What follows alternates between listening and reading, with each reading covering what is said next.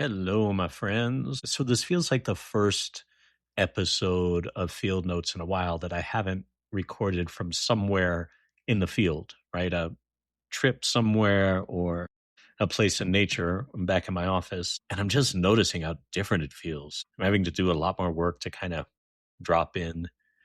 But I saw an article today that I got really excited by, and I wanted to share a little bit about it with you and then pull out some threads and see where they lead us. So the article was in physics.org. It's like a very scientific, sciencey article. And I'll just read the title of it to you and try to summarize what the findings were. So the title was that acoustic driving enables controlled condensation of light and matter on a chip. And what the study did was basically used sound to reorganize matter. So they used sound waves applied in a rhythmic, predictable way at a certain frequency to drive these hybrid light matter particles into their most coherent state. And so, to say that in English, a bunch of little quantum particles floating around, being somewhat chaotic, vibrating at all different frequencies. You can imagine it like a rave going crazy. And then there's these pulses of sound that are applied regularly and predictably. And all those particles come into a coherent, settled state.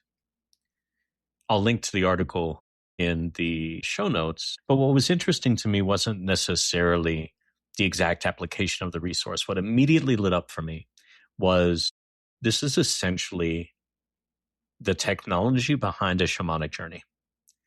So a shamanic journey in core shamanism. And this core shamanism is different than cultural shamanism in that it was derived by Michael Harner and folks who worked with him through research of cultures all over the world. And they found that cultures all over the world have a tradition of working with a sustained, predictable rhythm to enter non-ordinary states of consciousness and connect with spirit.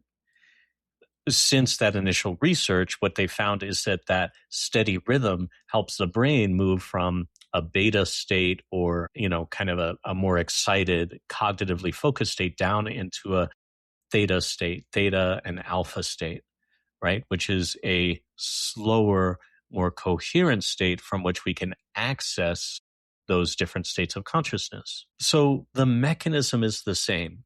You have an irregular kind of excited state and you apply regular rhythm to it and it allows a kind of condensation or a greater focusing that then gives you access. Very, very different scale, right? In a shamanic journey, we're not working explicitly at the quantum scale. We're working at the scale of the body and of electricity and magnetism in the body.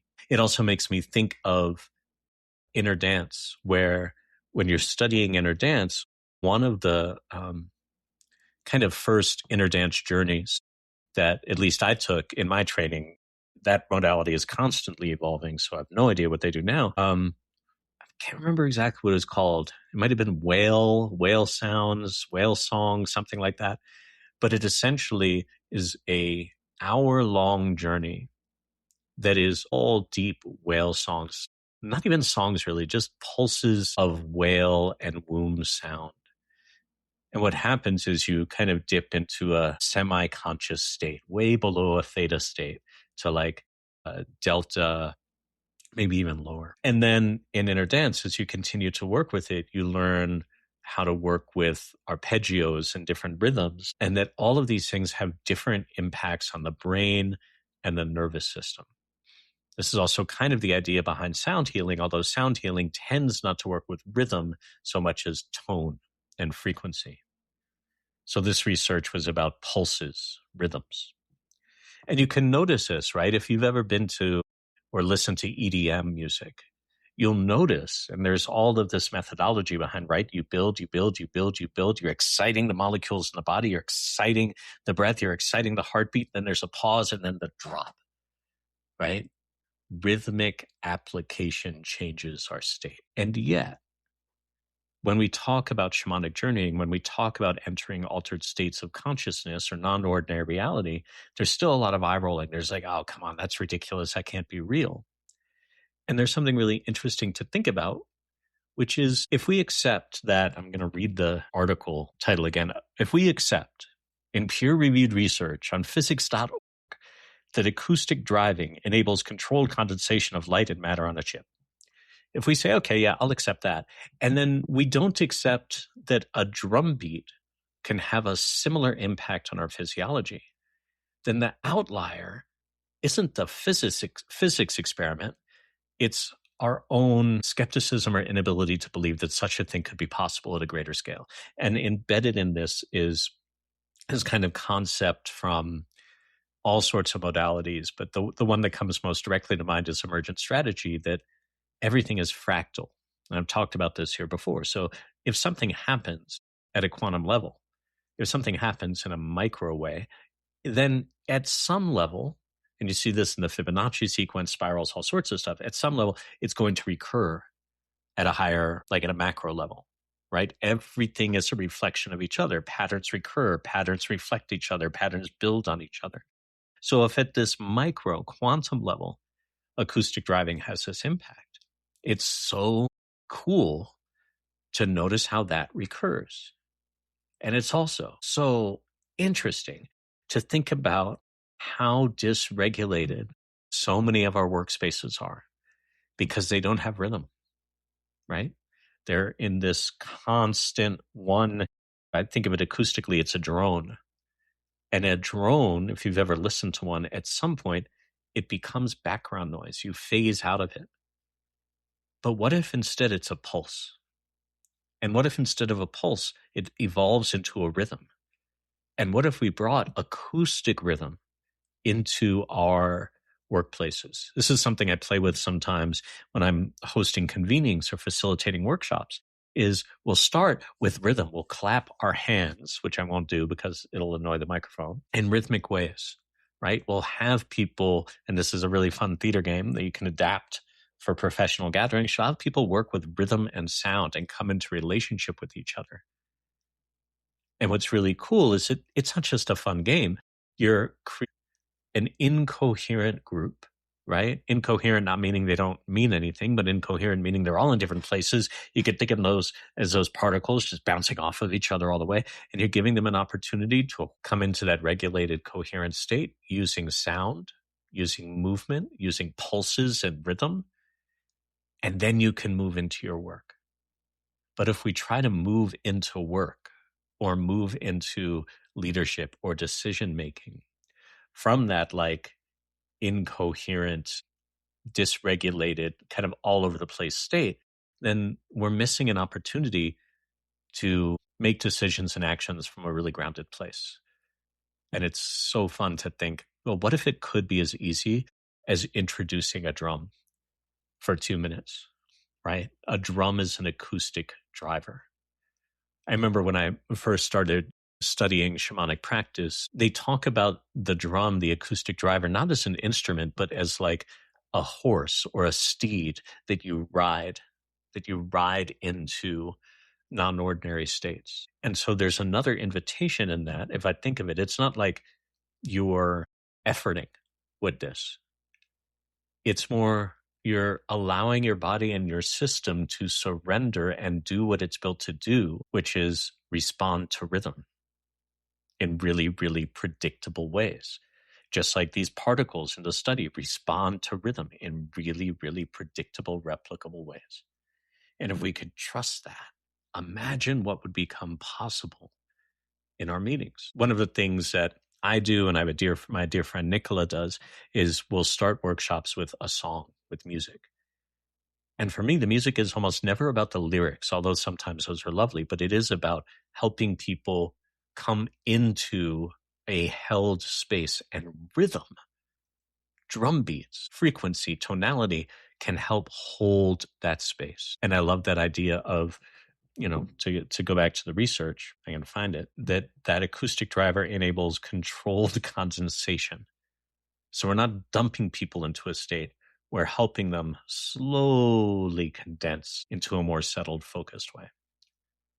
So I thought that was super interesting. I'm really, really loving seeing how some of this hard science physics research is actually overlaps really beautiful with things that have been kind of relegated to spiritual practice.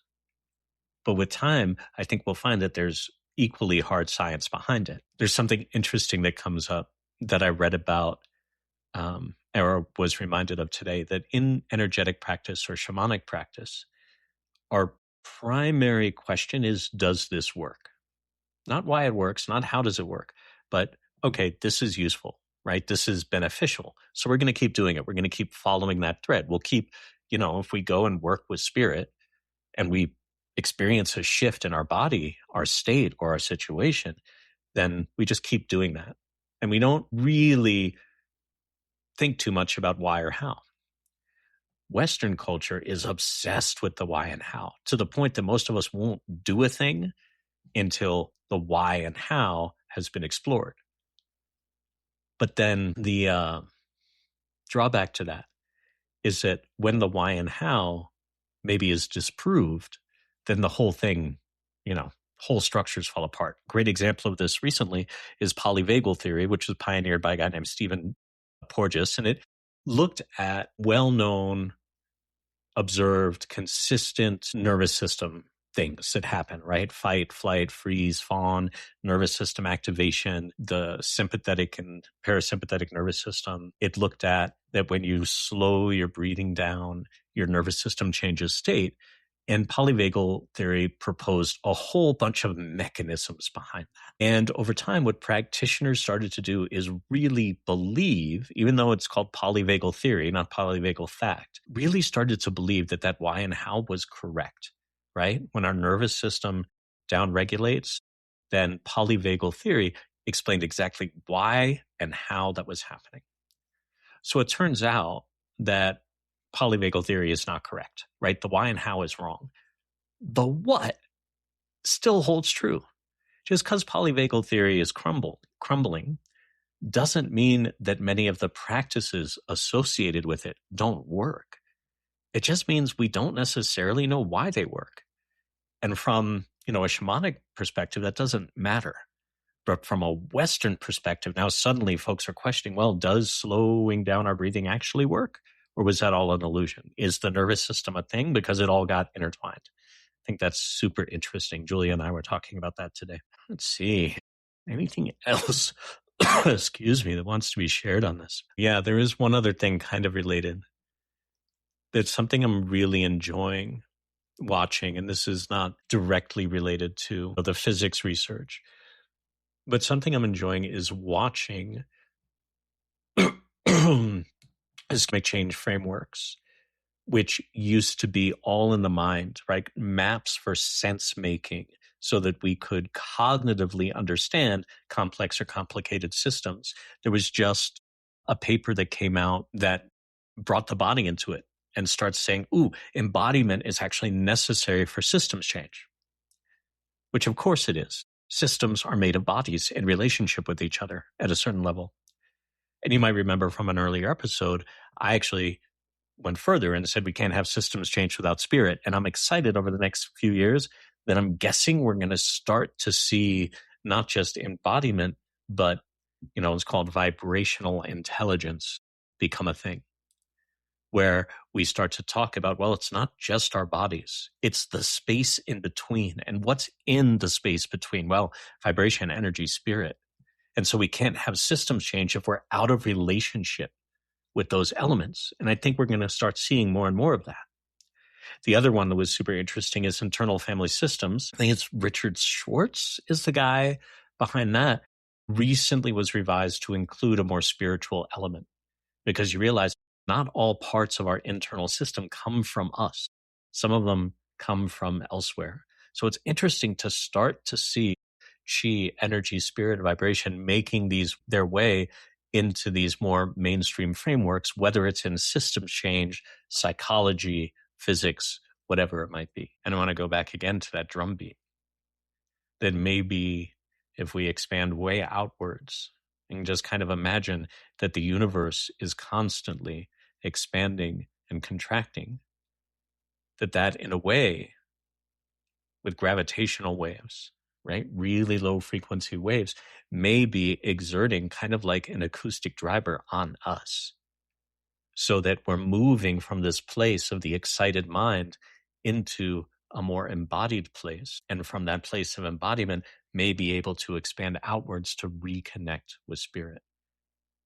And it's interesting to think that this might not be happening spontaneously, that there is an acoustic driver, right? A vibrational driver that's happening way beyond our powers of perception, what we can measure, that might be driving us. Just like we're driving it at the quantum level with those particles. Fun to think about, going from the quantum all the way to the super macro, to the universe level. All right. Have fun chewing on that, friends. Thanks for joining me on that iterative spiral journey. I'm excited to listen back and see what I actually said in this one. Hope you're well, and see you soon.